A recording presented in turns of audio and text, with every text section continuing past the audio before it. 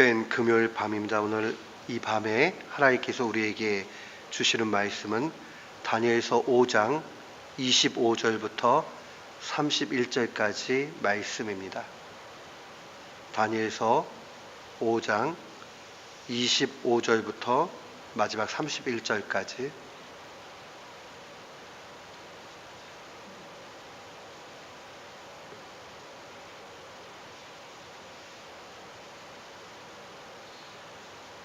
우리 같은 마음으로 주의 말씀 함께 봉독토록 합니다.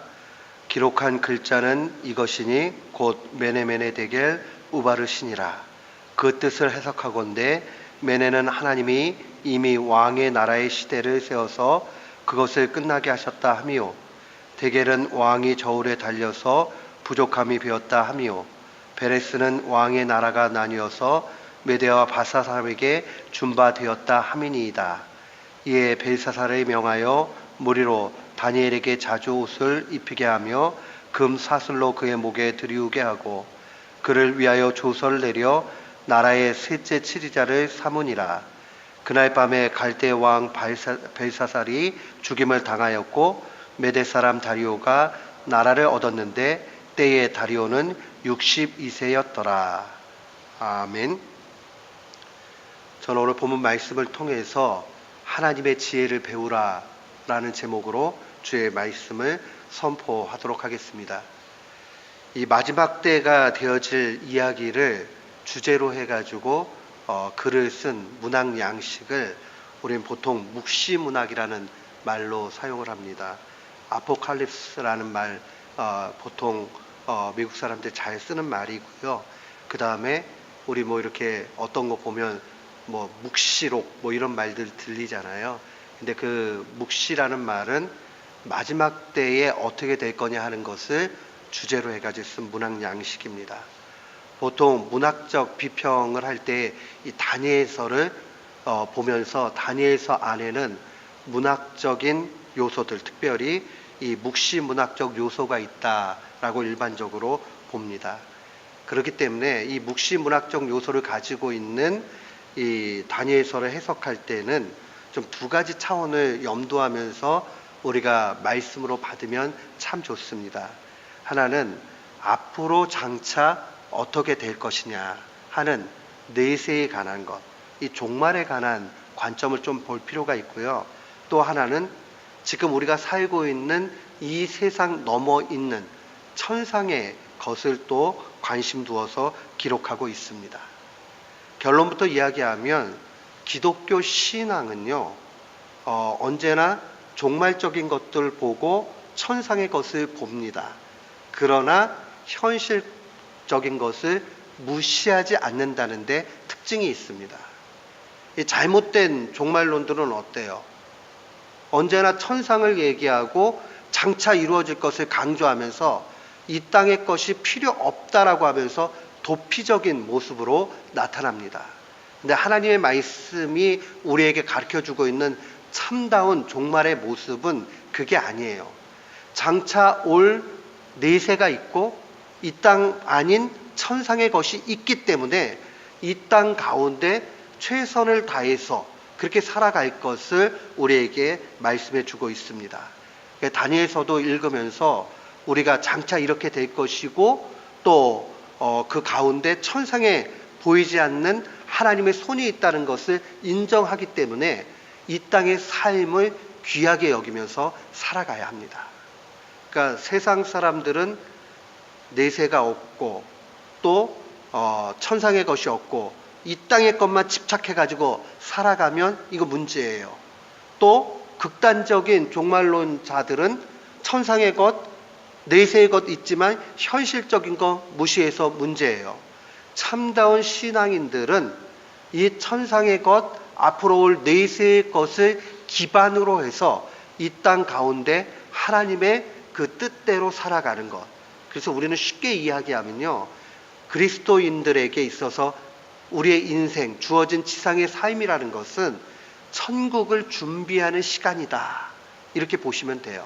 우리가 천국에 들어가기 위해서 이 땅 가운데서 부분적이지만 천국을 맛보고 사는 것, 그것이 굉장히 필요합니다. 이것은 바울 사도도 동일하게 주의 말씀을 강조했습니다. 고린도전서 15장 부활장에 보면 19절에 이렇게 그가 말씀을 증거하죠. 만일 그리스도 안에서 우리가 바라는 것이 다만 이 세상의 삶뿐이면, 이 생뿐이면 모든 사람 가운데 우리가 더욱 불쌍한 사람이다. 만약에요, 이 땅의 것만 전부 다라면 우리는 이 땅에서 성공하고 잘 먹고 잘 살고 그 내세울 만한 일들을 해야 목표가 다 이루어지는 거예요.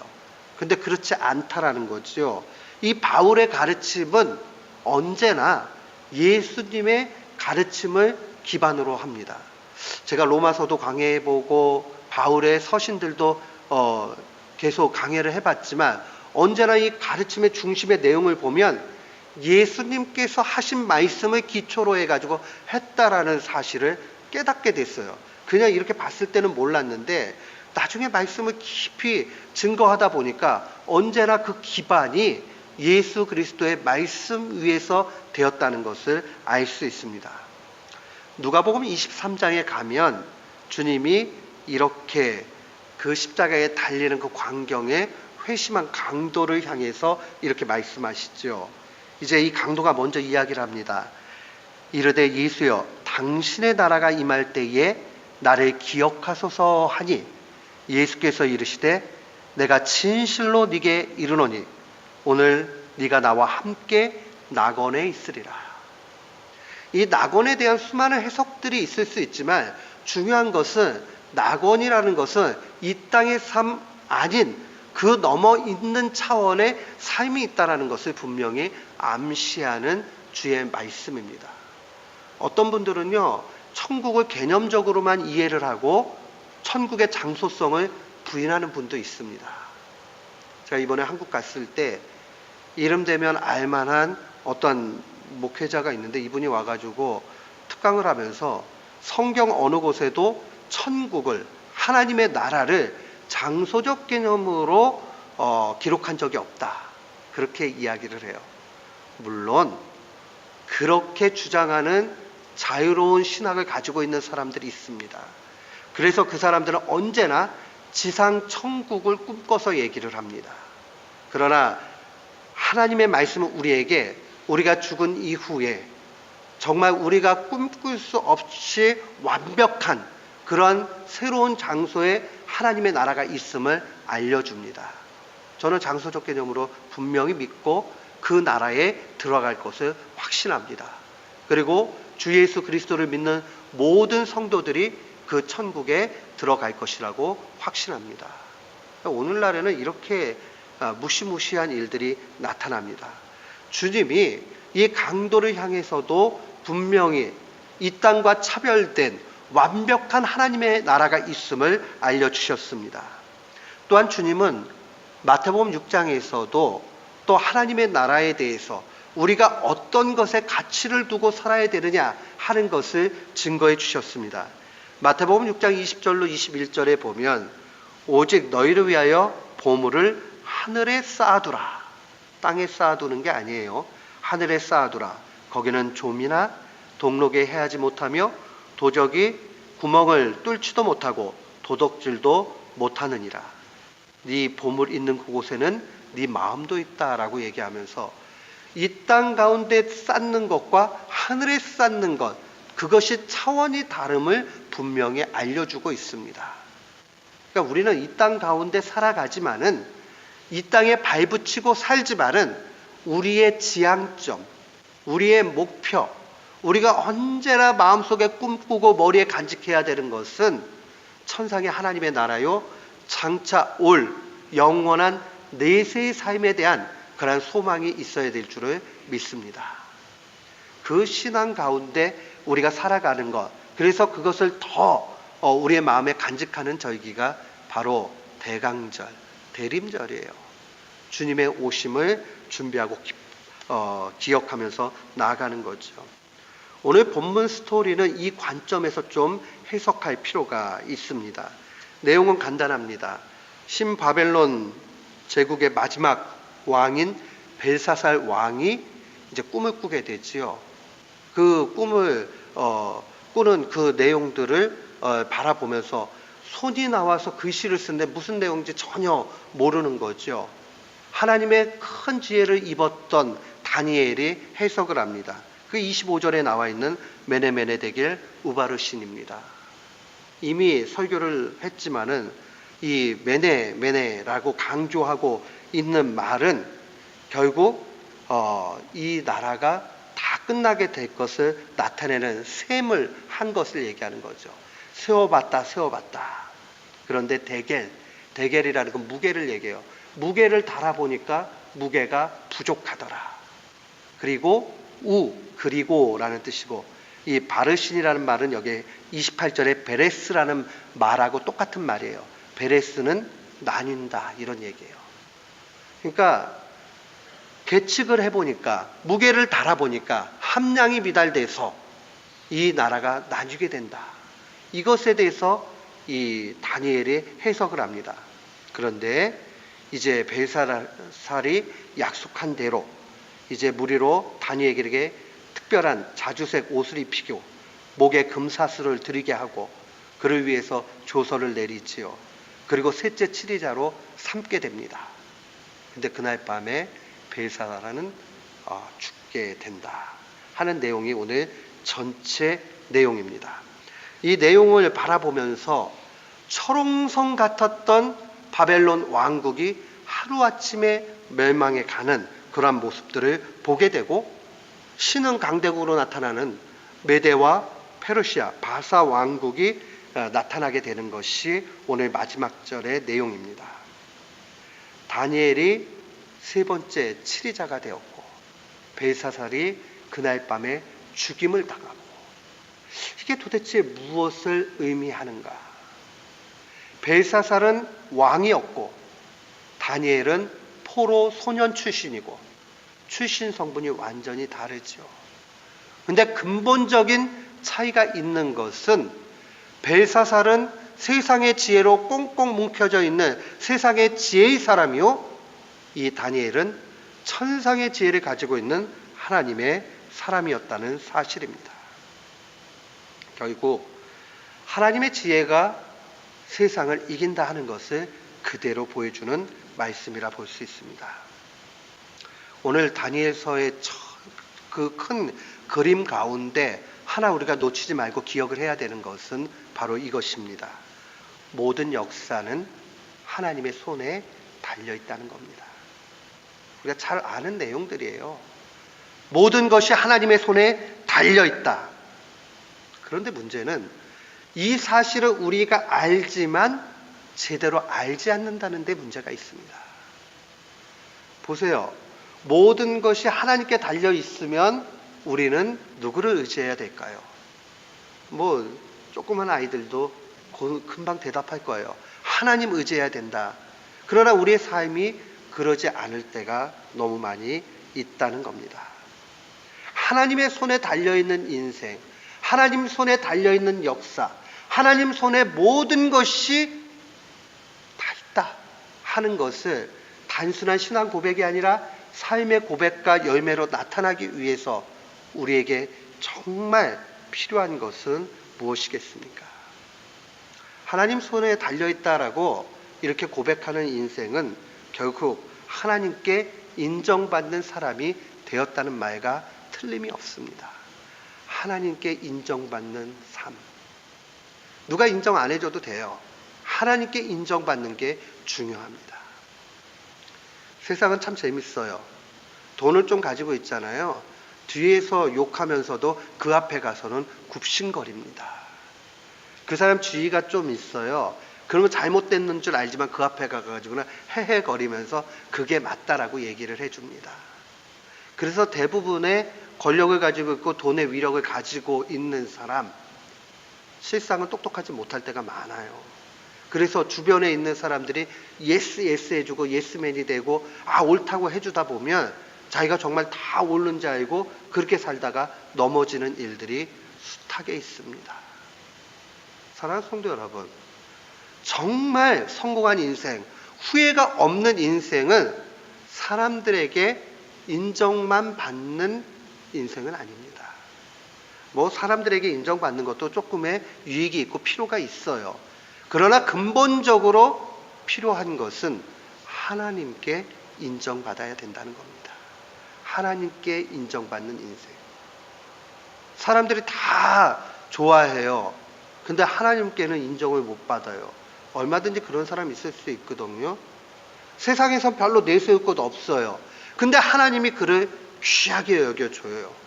그러면 어떤 인생이 마지막 날에 종말의 때에 정말 후회가 없을까요? 우리 다 알잖아요. 하나님께 잘 보이고 하나님께 인정받는 인생이 귀합니다. 그래서 사도는 디모데후서 2장 15절에 이런 말씀을 준 거예요. 한번 디모데후서 2장 15절 말씀 한번 다 찾아봤으면 좋겠습니다. 우리가 잘 아는 말씀이고 과연 이 말씀이 우리에게 무엇을 주는가 하는 것을 좀 마음에 새겼으면 좋겠습니다. 디모데후서 2장 15절 말씀. 우리 같은 마음으로 디모데후서 2장 15절 한번 같이 읽습니다.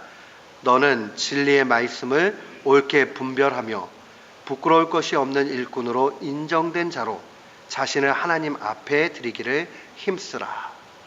부끄러울 것이 없는 일꾼으로 인정된 자, 우리 말에는 누구에게 그렇게 인정이 되었는가가 잘 안 나타나지만 원문 자체에는 하나님께 인정을 받는 거예요. 하나님께 부끄러울 것이 없는 일꾼으로 인정된 자, 이 사람이 어떤 사람이냐? 앞에 보니까 너는 진리의 말씀을 옳게 분별하고 하나님의 말씀과 곧 이 부끄러움이 없는 일꾼으로 인정되는 것이 매우 밀접한 관계가 있다라는 것을 분명히 알려주고 있습니다.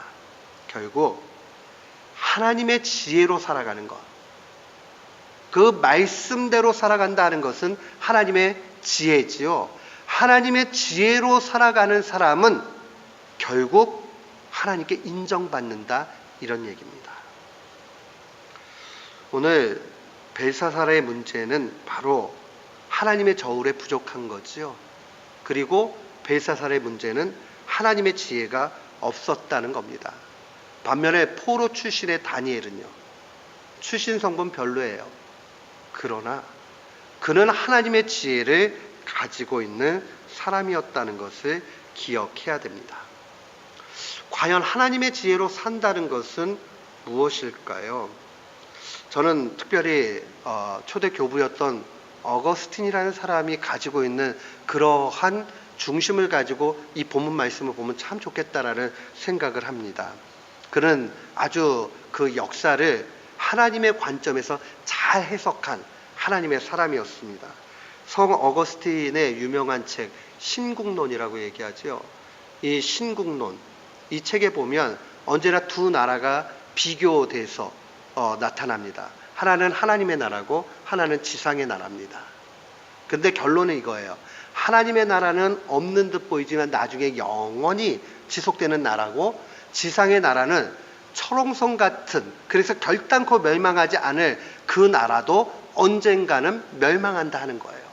그러면 하나님의 나라와 지상의 나라는 어떻게 다르냐라고 얘기했을 때에 운영되는 원리가 다르다라고 그런 얘기합니다.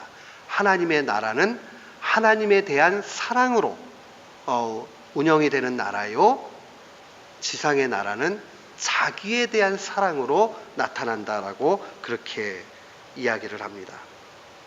하나님의 나라는 영원하지만 지상의 나라는 언젠가는 끝이 나지요. 그래서 그는 그 내용들 가운데서 이런 얘기를 해요. 참된 믿음과 사랑에 대해서 얘기를 하는데, 참된 믿음은 하나님 자체를 기뻐하는 것이다. 향유한다는 말을 사용합니다. 하나님 자체를 그냥 기뻐하는 것, 그게 하나님 나라에 합당한 자의 모습이에요. 하나님만으로 만족하는 거죠. 근데 거짓 믿음은 하나님을 이용하는 것이다, 이렇게 얘기를 해요. 그러니까 잘 생각해 보세요. 이게 아주 미묘한 부분들이 있습니다. 내가 기도해요. 기도하는데 하나님 자체로 내가 만나서 기도하는 게 기쁜 것은 참다운 믿음이지만 내가 이 기도를 통해서 하나님을 이용해 먹으려고 할 때는 그 순간만큼은 거짓 믿음이 될 수 있다는 거예요. 우리가 이 사실을 좀 잘 봐야 됩니다. 믿음은 그런데 언제나 실천으로 나타납니다. 많은 사람들에게 설교를 하고 말씀을 가르치고 이렇게 얘기하다 보면 섣불리 잘 듣는 얘기들 중에 이런 얘기를 들어요. 목사님 그거 알아요. 내가 그거 몰라서 그러나요? 알아요. 이렇게 얘기를 해요. 그거 물어보면 내용을 다 알고 있습니다. 근데 몰라요. 그 얘기는 뭐냐면 머리로 알지요. 예수님 하나님의 아들이다. 예수님만 구원이다. 알아요. 그런데 그것이 실천으로 나타나는 부분들에 대해서는 아무런 열매가 없지요. 그럴 때에 하나님의 말씀은 모른다? 라고 얘기를 합니다. 진짜 아는 것은 삶의 열매로 나타날 때 제대로 알게 되는 겁니다. 어거스틴도 그런 관점에서 늘 얘기를 해요. 참된 사랑이라는 것은 하나님과 이웃에 대한 자비로운 마음, 실제로 사랑하는 것을 얘기합니다. 거짓 사랑은 탐욕이라고 이야기를 합니다. 이거 굉장히 중요해요. 왜냐? 내가 누군가에게 호의를 베풀면서 내 유익을 위해서 그렇게 할 때 그것은 탐욕이 되고 맙니다. 그건 사랑이 아니다라는 거예요. 아무런 나의 이익과 나의 원함이 없이 그저 주님께서 내 속에서 우러나오게 하시는 그 마음에서 순종해서 나타나는 열매, 그게 순전한 사랑이 되는 거죠. 거기서 진짜 믿음의 확증이 나타나는 거예요. 내가 진짜 믿음을 가지고 있느냐 믿지 않느냐 하는 것은 잘 안 나타나요. 교회를 다녀도 마찬가지고 다 마찬가지예요. 그러나 정말 이 탐욕이 아니라 순수한 마음에서 나오는 사랑이 있을 때에, 내가 하나님 자체로 만족할 때에, 그때 거기서 진정한 사랑이 나타납니다. 오늘 다니엘서가 우리에게 알려주는 것이 그것입니다. 세상 사람들은 아니라고 얘기하지만 대부분 벨사살을 부러워합니다. 나도 벨사살 같이 좀 높아졌으면 좋겠다라는 생각을 합니다. 그래서 세상의 온갖 지혜와 술수와 내가 할 수 있는 것을 다 가지고 그 자리에 기어 오르려고 합니다. 근데 어느 한순간 그 밤에 30절에 나와 있는 대로 그날 밤에 갈대아 왕 벨사살이 죽임을 당하였고, 이 한 문장으로 끝날 수 있습니다. 그러나 29절에 있는 대로 다니엘은 셋째 치리자가 되지요. 이게 단순히 높아졌다라는 뜻이 아니에요. 포로 소년이 언제나 하나님을 향한 그 하나님에 대한 사랑, 또 자신의 순전한 믿음, 그 가운데서 하나님이 이끌어 주셨음을 보여주는 겁니다. 다니엘 결국은 높아졌으니까 얼마나 좋아요 라고 하면서 다니엘을 또 추앙할지 모르겠습니다. 근데 놓치지 말아야 되는 것은 다니엘은 온갖 고난을 겪었다는 것을 놓치지 말아야 됩니다. 믿음으로 이겼을 뿐이지 그 인생이 찬란하고 언제나 꽃길만을 걸어갔던 것이 아니라는 것 분명히 알아야 됩니다. 사랑하는 성도 여러분, 정말 내가 신앙생활 하는 것이 하나님 한 분만으로 만족하고 기뻐하며 사는 것인지, 아니면 옛날 우리 믿지 않던 조상들이 비나이다 했는 그런 자연 만물을 하나님으로 바꾸어 나서 내 유익을 위해서 하나님을 이용하는 것인지 생각해 봐야 됩니다. 만약에 우리가 하나님을 이용하는 것이 아니고 정말 하나님 한 분으로 만족한다면 그 믿음은 너무나 값진 금과 은과 비교할 수 없는 엄청난 믿음입니다. 근데 그 믿음이 언제 찬란히 드러나느냐? 그것은 바로 하나님을 사랑하고 이웃을 사랑하는 데서 나타납니다. 저는 우리 교우들이 부단히 사랑의 열매들이 있었으면 좋겠습니다. 우리는 나이를 먹기도 하고 또 시간을 보내기도 하면서 불현듯 외로움과 또 공허감에 쌓일 때가 분명히 있습니다. 믿음이 좋은 사람도, 믿음이 연약한 사람도, 어린아이도, 연세 드신 분들도, 젊은이도, 또 학생들도 불현듯 자신의 인생에 대해서 훅 뭔가 이게 아닌데 아니면 되게 힘들다라는 그런 시간들이 우리의 마음속에 올 때가 있습니다. 그런데요, 그것을 해결할 수 있는 방법은 단 하나의 길밖에 없습니다. 세상 사람들은 그래요. 보통은 누구한테 실연을 당하고 이렇게 돼가지고 친구가 혼자 돼가지고 있으면 막 슬프잖아요. 그러면 연애는 연애로 풀어야 돼. 뭐 이러면서 다른 여자가 생기면은 그 다음에 잘 이길 수 있다라고 얘기합니다. 고수는 절대 그런 얘기를 하지 않습니다. 많은 경험을 해본 사람들은 그게 얼마나 무익한 얘기인지를 잘 압니다. 목사님이 그러면 고수입니까? 이렇게 얘기하실지 모르지만 저 성경에서 배웠습니다. 최고의 고수는 솔로몬입니다. 솔로몬이 뭐라 그래요? 그 모든 것이 다 헛됨을 그가 이야기합니다. 언제 이 모든 것이 해결이 됩니까? 제가 봤을 때는 부단히 하나님을 사랑하고 이웃을 사랑할 때만 이 문제가 해결됩니다. 참다운 믿음 가운데 나아갈 때만 이 문제가 해결됩니다. 우리의 인생의 가치는요, 믿음과 사랑 가운데서만 나타납니다. 그러니까 부단히 하나님으로 만족하고 또 부단히 이웃과 하나님을 사랑하고, 내가 누구를 더 사랑해 줘야 될까? 내가 누구에게 더 베풀어 줘야 될까? 하는 그 가운데서 우리의 인생이 복되게 되어져 있습니다. 우리의 보물이 있는 그곳에 마음이 있는 것처럼 정말 사랑으로 가득 채울 때에 천상의 이 모든 것들이 쌓여진다는 사실을 기억하시길 바랍니다. 그러면 이 땅 가운데 우리의 삶이 기름지게 되고 감사로 풍성해집니다. 이게 없게 되면 마지막에 후회하게 됩니다. 마지막에 누구나 조금 다 후회할 거예요. 이래도 후회하고 저래도 후회하고 이렇게 왜 안 해봤을까 하고 후회도 돼보고, 근데 그래도 덜 후회할 수 있는 것, 그래도 보람이 있을 수 있는 것은, 그리고 잘 사는 것은 사랑 많이 하는 거라고 저는 분명히 확신합니다. 주님의 말씀이 우리에게 분명히 그렇게 증거합니다. 하나님의 지혜로 살아야 되겠습니다.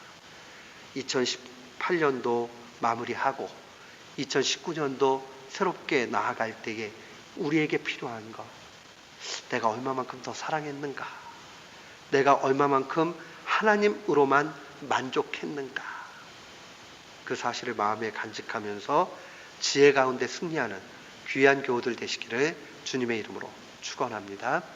아멘.